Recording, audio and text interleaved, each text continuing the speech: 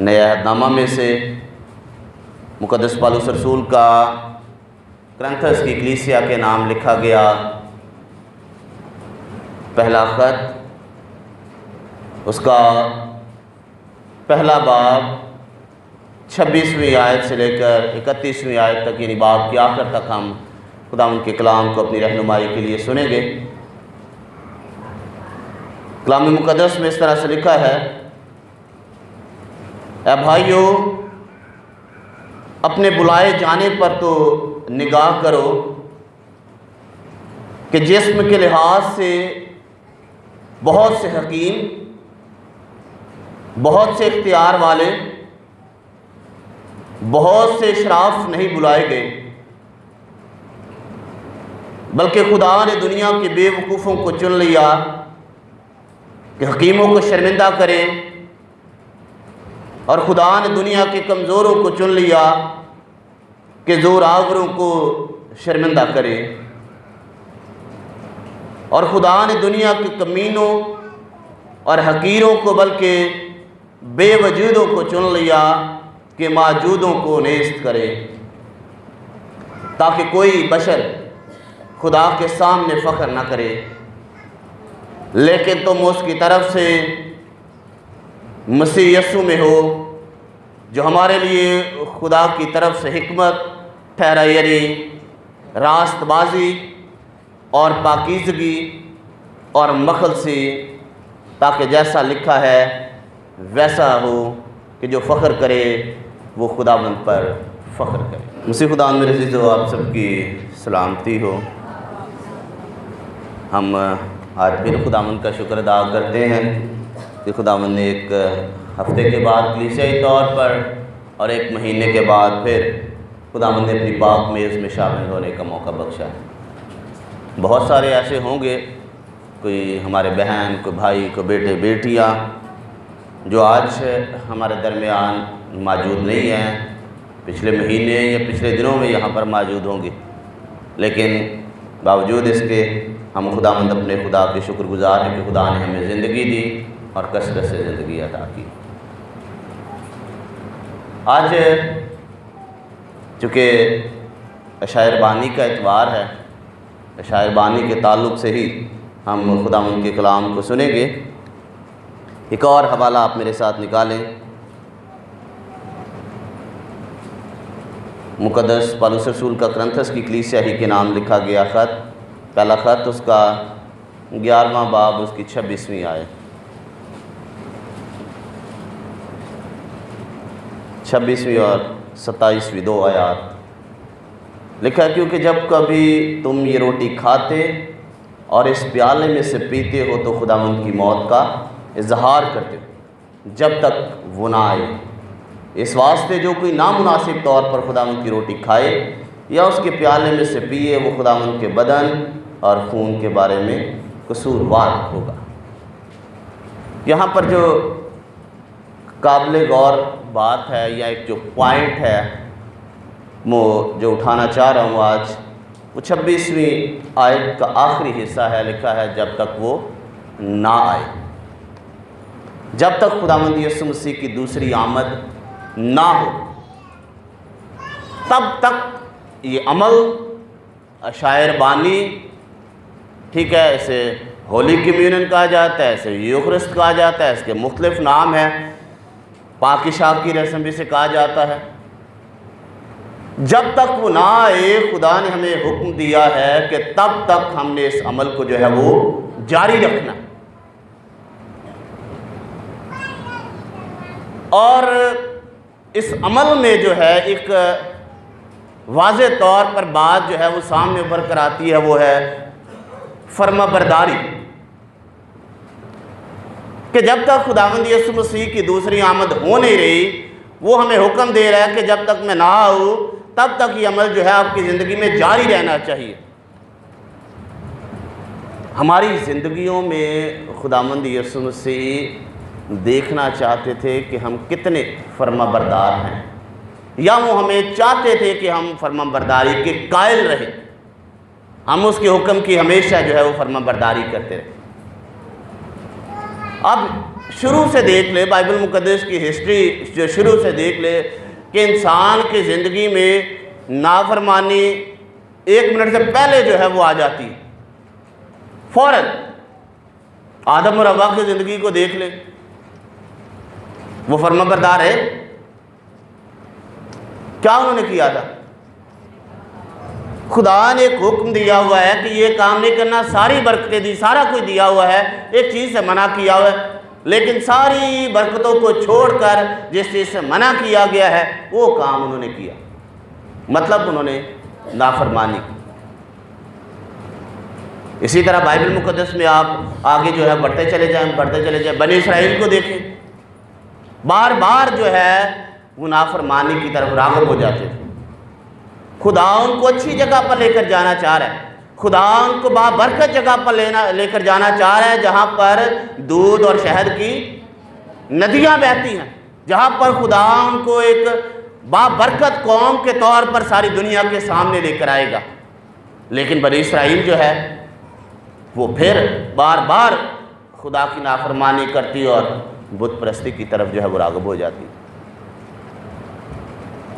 داؤد کی زندگی کے بارے میں آپ غور کریں, داؤد کی زندگی میں کیا ہوا؟ زندگی کے آخری حصے میں وہ بھی نافرمانی کی طرف راغب ہو. ایسی کئی مثالیں جو ہیں وہ آپ کو بائبل مقدس میں مل سکتی ہیں. نئے عہد نامہ میں آ جائیں, یہودا اسکریوتی کی خدا کے ساتھ ساتھ چل بھی رہا ہے, خدا کی قربت میں بھی ہے, لیکن نافرمانی نے پتہ ہی نہیں چلنے دیا کب اس کی زندگی میں جو ہے وہ نافرمانی آ گئی اور وہ خدا کو چھوڑ کر جو ہے وہ گناہ میں پھنس گئے. جب تک ہم خداوند یسوع مسیح کو قبول نہیں کر لیتے, ہمارا وجود جو ہے اپنی ذات میں کچھ بھی نہیں ہے. ہم حقیر سے عام سے لوگ ہیں, لیکن جب ہم خداوند یسوع مسیح کو قبول کر لیتے ہیں ہماری زندگیاں خاص ہو جاتی ہیں. میں آپ سے چھوٹا سا سوال کرنا چاہوں گا. ہم سب جتنے بیٹھے ہیں, جتنی بھی ہماری عمر ہے, ہم ایک مسیحی خاندان میں پلے پڑے, ایسا ہی ہے.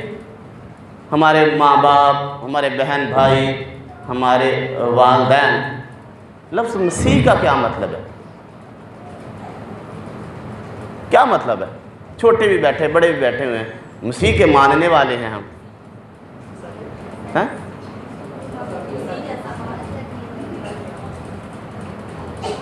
کئی سارے مطلب جو ہیں وہ سامنے آئے.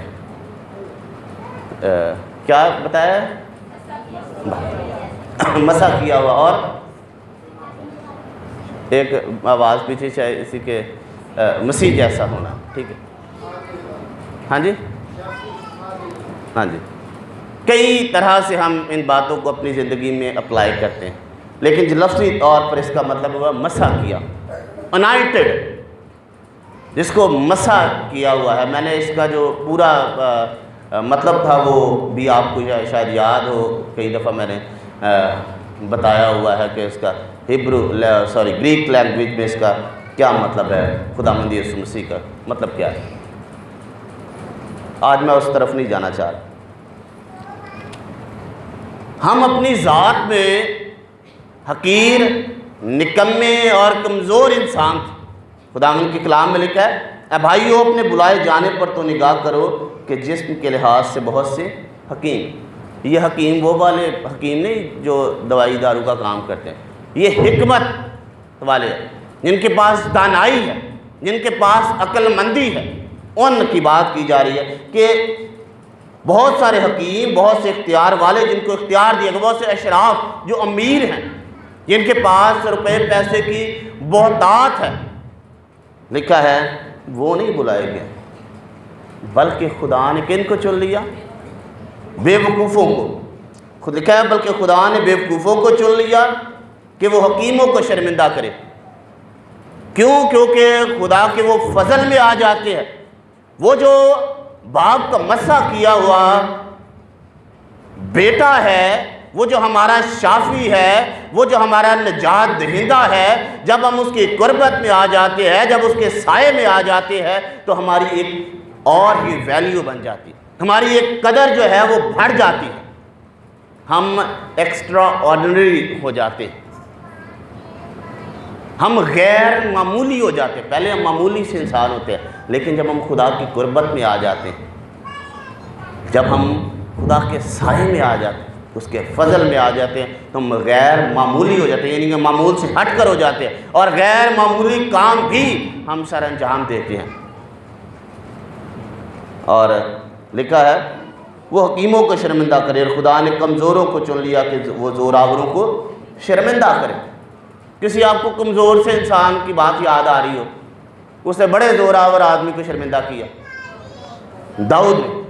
خدا نے اسے چن لیا، کیا کرے کہ وہ اپنی ذات میں جسمانی طور پر کمزور سا نوجوان سا ایک چھوٹا سا لڑکا، اور وہ کیا کرے، ایک زوراور بلند قامت انسان کو جو ہے وہ کیا کر دے، شرمندہ کر دے، اس کی ساری طاقت، اس کا سارا غرور جو ہے وہ چکنا چور کر دے۔ کیوں؟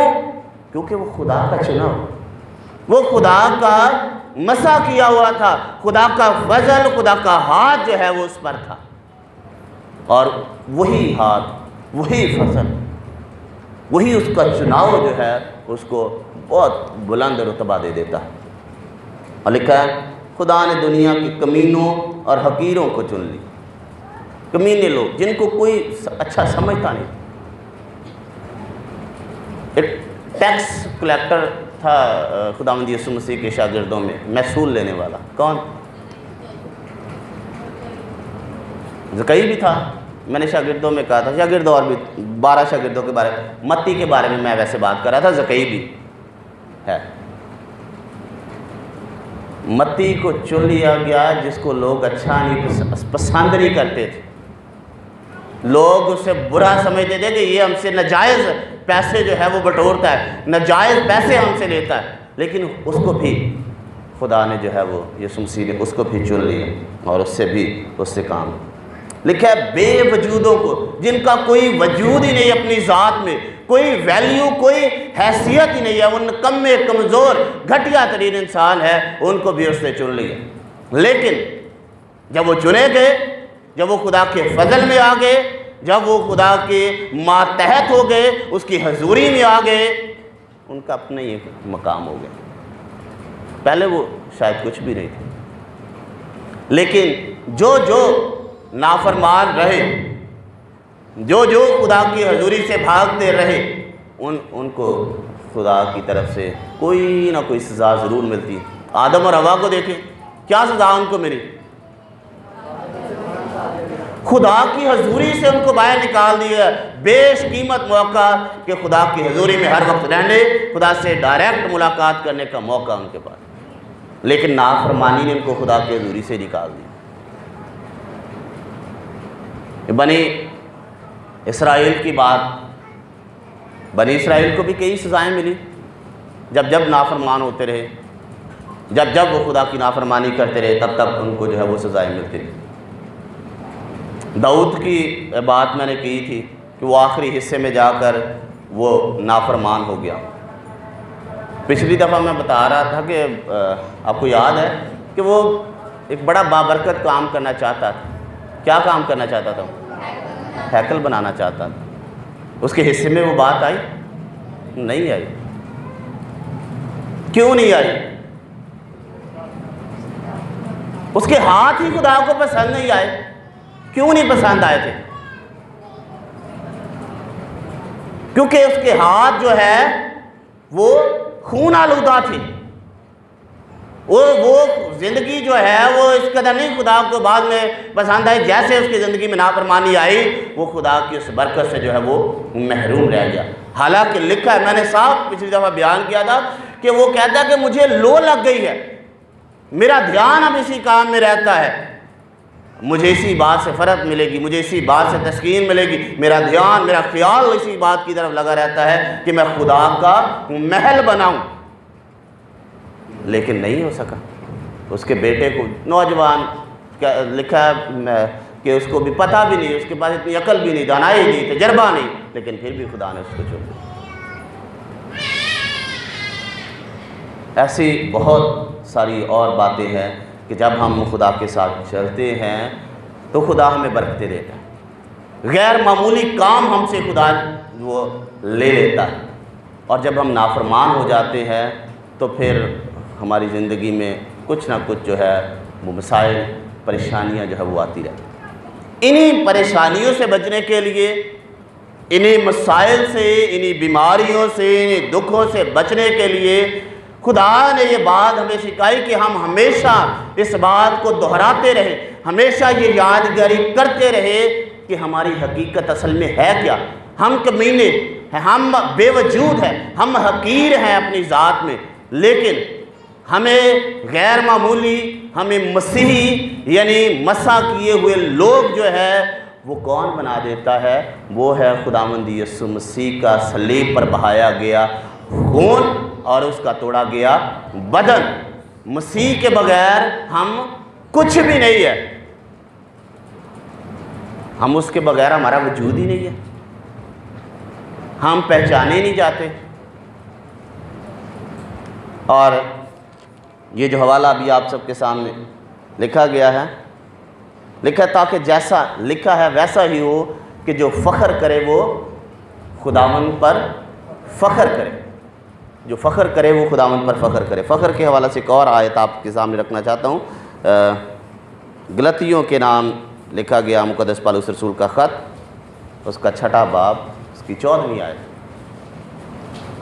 مقدس پالوس رسول کا گلتی کی کلیسیا کے نام لکھا گیا خط، گلتیوں کے نام لکھا گیا خط، اس کا 6واں باب، اس کی 14ویں آیت۔ مقدس پالوس رسول یہاں پر کہہ رہا ہے، پھر دوبارہ یہ بات کہتا ہے، لیکن خدا نہ کرے میں کسی چیز پر فخر کروں۔ وہ کہتا ہے خدا نہ کرے کہ کوئی بھی اور چیز ہو جس پر میں فخر کروں، سوائے اپنے خداوند یسوع مسیح کی صلیب کے، جس سے دنیا میرے اعتبار سے مصلوب ہوئی اور میں دنیا کے اعتبار۔ وہ صرف اور صرف سارا کریڈٹ جو ہے وہ کس کو دیتا ہے؟ وہ صلیب کو دیتا ہے، کیونکہ صلیب پر میرا اور آپ کا مسیحا جو ہے وہ لٹکایا گیا، وہاں پر اس کا بدن توڑا گیا، وہاں پر اس کا خون بہایا گیا، اور اسی خون میں اور اسی بدن میں ہمارے لیے شفا بھی ہے، ہمارے لیے زندگی ہے، ہمارے لیے برکات، سب کچھ ہے اسی میں ہے۔ اور وہ چاہتا ہے کہ ہم بار بار اس بات کو یاد کرتے رہیں، بار بار اس بات کو دہراتے رہیں کہ ہماری زندگی میں کہیں نافرمانی وہ نہ گھس جائے۔ وہ نہیں چاہتا کہ ہم سزا پائیں۔ کیا خدا چاہتا ہے کہ ہم سزا پائیں؟ نہیں۔ آپ کا کوئی بیٹا، کوئی بیٹی، کوئی بہن بھائی چاہتا ہے کہ آپ اس کو مارتے رہیں، ہر وقت آپ اس پر کڑتے رہیں، آپ اس کو جھڑکتے رہیں؟ نہیں۔ کبھی کبھار جب وہ نافرمانی کرتا ہوگا، کبھی کبھار جب وہ آپ کی بات نہ مانتا ہوگا، کبھی کبھار کوئی ایسا کام جو آپ کو پسند نہیں ہے وہ کرتا ہوگا، تب آپ شاید اس کو مارتے ہوں، لیکن آپ وہ بھی اس کی تربیت کرنے کی، اس کو سمجھانے کے۔ اور خدا کے کلام میں لکھا ہے، جس سے وہ پیار کرتا ہے، جس سے وہ محبت کرتا ہے، اسے وہ کوڑے بھی لگاتا ہے، کوڑے بھی مارتا ہے، کیونکہ اس میں اس کا پیار ہے، اس میں اس کی محبت ہے۔ لیکن بار بار وہ ہمیں اسی طرف یاد دہانی کرتا رہتا ہے کہ ہم اپنے آپ کو یاد رکھیں، اپنی حقیقت، اپنی اصل جو ہے اس کو یاد رکھیں کہ ہم اپنی ذات میں بے وجود ہیں۔ لیکن جب ہم فرمانبردار رہتے ہیں، جب ہم اس کے ساتھ چلتے رہتے ہیں، نافرمانی سے بھاگتے رہتے ہیں، اگر ہو جاتی ہے معافی مانگ لیتے ہیں، پھر دوبارہ اس سے بچتے ہیں، تو اس کی خدا ہمیں برکات بھی عطا کرتا ہے، غیر معمولی کام ہم سے لیتا ہے۔ اب میرے ایک حوالہ نکالے، قضات کی کتاب،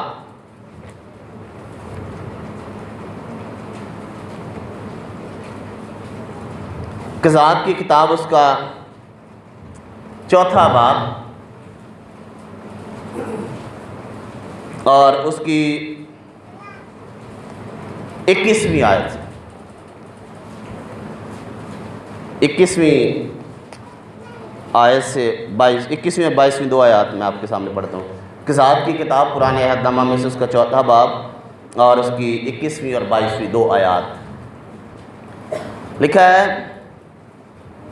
تب ہبر کی بیوی یائل ڈیرے کی ایک میخ اور ایک میخ چوکو ہاتھ میں لے دبے پاؤں اس کے پاس گئی اور میخ اس کی کنپٹیوں پر رکھ کر ایسی ٹھونکی کہ وہ پار ہو کر زمین میں جا دھسی، کیونکہ وہ گہری نیند میں تھا۔ پس وہ بے ہوش ہو کر مر گیا، اور جب برق سیسرا کو ریگتا آیا تو یعیل اس سے ملنے کو نکلی اور اس سے کہا آ جا اور میں تجھے وہی شخص جسے تو ڈھونڈتا ہے دکھا دوں گی۔ بس اس نے اس کے پاس آ کر دیکھا کہ سیسرا مرا پڑا ہے اور میخ اس کی کنپٹیوں میں ہے۔ یہ ایک بڑا خوبصورت واقعہ، آپ اس کو پڑھیں گے آپ کو مزہ آئے گا یہ کہانی پڑھنے کا۔ ایک شخص جو نافرمان، جو خدا کے لوگوں کو مارنا چاہتا ہے، جو بنی اسرائیل کے خلاف ہے، وہ مار رہا ہے لوگوں کو، لیکن ایک اور شخص بنام جس کا نام جو ہے وہ برق ہے، اس کے ہاتھ میں جو ہے وہ سارے اس کو اور اس کی فوج کو جو ہے وہ ہاتھ میں کر دیا، تاکہ سے یہ بھاگتا بھاگتا بھاگتا بھاگتا ایک یعیل نام عورت ہے اس کے ڈیرے میں گیا۔ وہاں پر اس نے اسے کہا کہ میری جان بچائے۔ وہ جان بچانے کے لیے وہاں پر لیٹا اور سو گیا، تھکا ہارا تھا، بھاگتا ہوا ہے جنگ سے، وہ سو گیا۔ زمین پر جب وہ سو گیا ہے، ایسے اپنا سر جو ہے ایک سائڈ پہ کر کے وہ سو گیا، اور جو یعیل تھی، پتہ نہیں اس کا بعد میں ذکر آیا یا نہیں آیا، یا آئے گا دوبارہ یا کہیں نہیں آتا، ٹھیک ہے، کوئی اس کا بیک گراؤنڈ خاص طور پر جس طرح دیگر عورتوں کا یا دیگر لوگوں کا ملتا ہے ایسا نہیں۔ اس نے ایک میخ لی،